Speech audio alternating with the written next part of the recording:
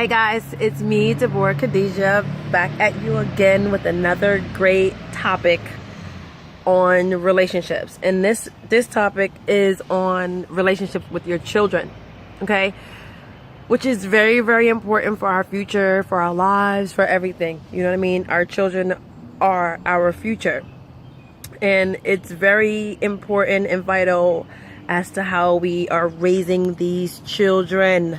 Seriously, like I've seen a lot over the years, and for the past year I must say I've seen a lot more.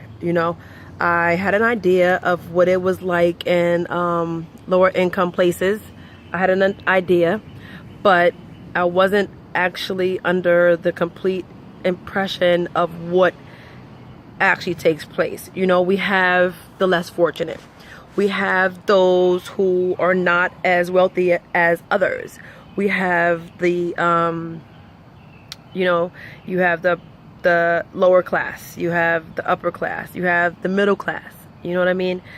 And I don't want to just label what I'm talking about concerning children on a particular class, because it happens in all classes, whether it's, lower, middle, or upper. But what I do want to say is it's serious, and what we put into them is everything that we have to deal with.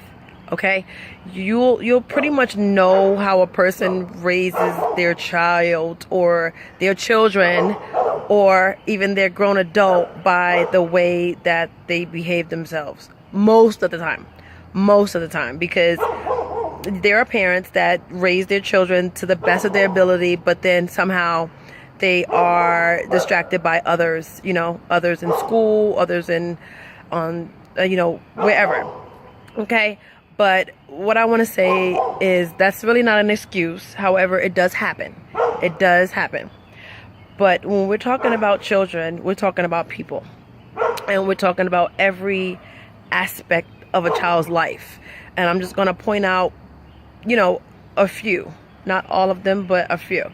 And I want to talk about the emotional part of a child, or even teenager. I also want to talk about the physical part, the spiritual part, the mental part, the discipline part, and really kind of give you some parenting 101 basics, or how you can go back to however all this, whatever it is you're dealing with your child that you want to change or whatever, or how you can just start off, even raising your child from the beginning the right way. I want to start off with the emotional part. And I'm starting off with the emotional part because that is the most delicate part of a child. That is the part that you don't see when you wake up. You don't necessarily just see a physical, the emotional part is the inner part. It's inward. Okay. And the only way to know what's going on with your child emotionally is how they react. If they're crying, if they're misbehaving, or if they're doing something that's just something to let you know that they're having some type of emotional feelings about whatever it is. Okay. How you deal with those emotions has everything to do with how your child turns out. Seriously. You, as a parent, need to be the top praiser of your child. Your child needs to hear, you're beautiful, from you, from your mouth, all the time. Your child needs to hear that they're handsome from your mouth. Your child needs to hear that they've done well from your mouth daily. Before they get to the teacher, before they get to a boyfriend or girlfriend, before they get to anyone outside of your household, they need to hear these direct praises and love stemming and coming from you as a parent. Okay? Let's get that straight right now. And I'm going to jump around a little bit here because there's a lot that I have to say, but I need to get some just pointers out there right now because it's serious, and we need to save some of these children, and hopefully get some of them straight. Like, you know what I mean? Because a lot of things that goes on today is unacceptable. But I feel like charity starts in the home.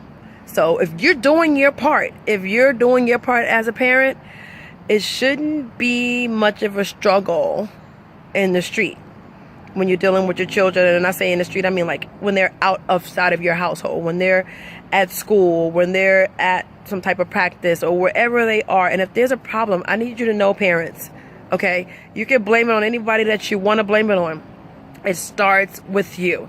And we gotta stop this saying, I put a roof over your head, I put clothes on your back, I put food in your mouth, and I'm a great parent. Let someone else tell you how great of a parent you are, even if it means your child. You know what I mean? And I'm not talking about because they do a little Mother's Day card or whatever in school. Let the praises of your great motherhood and fatherhood come from another mouth, not yours. Stop patting yourself on the back. Stop. Because the results will show through your child, okay? And the praise and awards and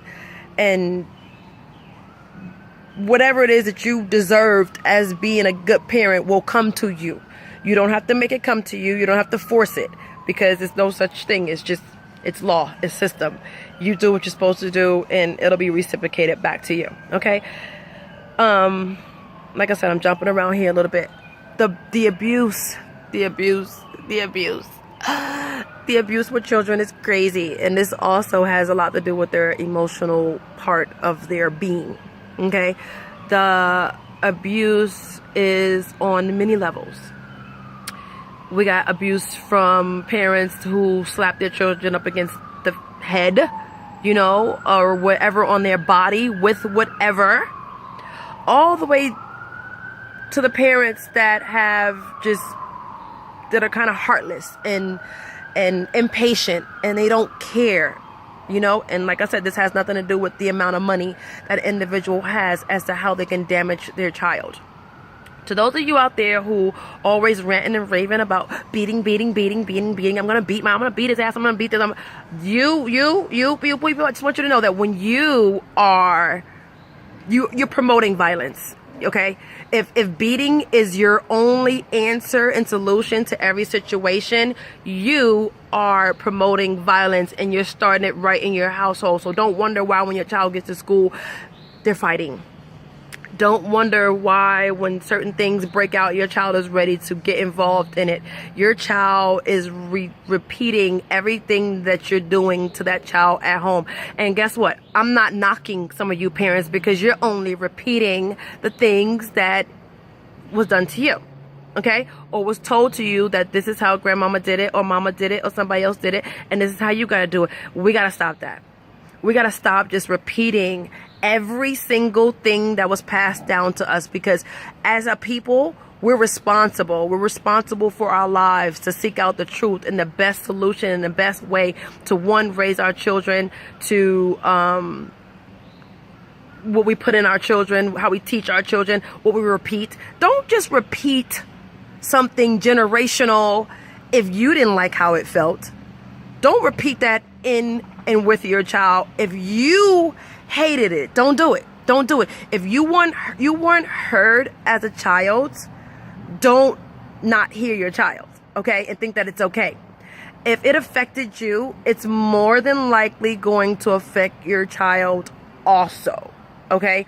These are human beings we're dealing with, not files like in a file cabinet. These are human beings that we're dealing with, and you can either make them destructive or productive in life, or depending on their strength, they can take a destructive situation that you put them in and make a productive situation out of it. And it's not many children that are strong enough to do that.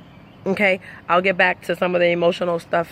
I'm sure I'll be dipping and dabbing back into those things, here and there, because the emotional part is a very, very important part of an individual's being.